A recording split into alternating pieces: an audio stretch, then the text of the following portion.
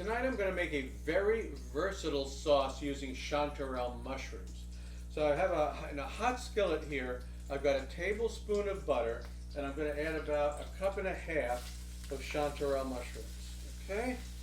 And on top of that, I'm going to throw in about a teaspoon of herb de Provence. Nice flavor that goes very well with mushrooms. All right? And then I'm going to put in a little bit of a ground juniper berry, about 1/4 teaspoon. I have this little grinder here that will actually grind up juniper berries, and I know what about I have to run it for that. But you know, you can do a little mortar and pestle thing. You can just, you know, grind them up and push them on your cutting board with a knife or something like that. Then I'm going to add now a sprinkle of salt, just a sprinkle of salt, to start to get the water to come out of these a little bit more, and then a few turns of black pepper. Now I've got this pretty high. That's really important. I got a nice high skillet. I'm going to cook until they're almost dry and get some nice color on the mushrooms. When they're done, we'll go on to the next step. Okay, so now the mushrooms are cooked. You can tell because they're not steaming anymore. They're not bubbling. You can hear them, you just can hear them searing. And they're getting some nice color on them. So now that that's done, I can go on to the next step. The next step, I'm going to add 1/3 cup of demi-glace, right? And that's immediately going to start bubbling and boiling. And then about 1/4 cup of cognac, all right? So now I got that in there. That's going to start, those are going to start cooking. Those are going to start boiling and boiling off. So I'm going to cook this. I'm going to reduce until it's maybe about 25% of where it was before. So let's reduce this down again. I can keep the heat high, and then we'll come back for the next step. All right, so this is now significantly reduced. You can see that.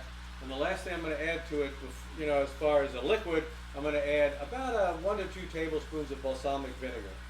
All right, so I put that in there, and I'm going to continue, lower the heat a little bit, and I'm going to continue this reduction process until it's something that's a nice, thick sauce with the chanterelle mushrooms interspersed in between.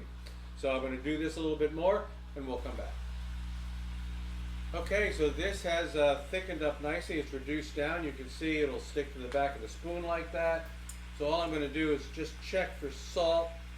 You never want to add the salt until you finish reducing, right? If you add too much and you reduce it down, then you're just going to increase the intensity of the salt. So this is reduced down.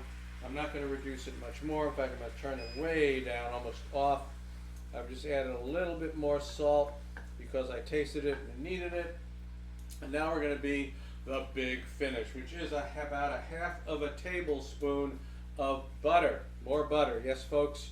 And we're going to put that in there, and we're going to stir that around and melt the butter in. And what that's going to do is it's going to finish the sauce. It's going to make it like really smooth and give it a nice sheen from that butter. Look at that. That's great.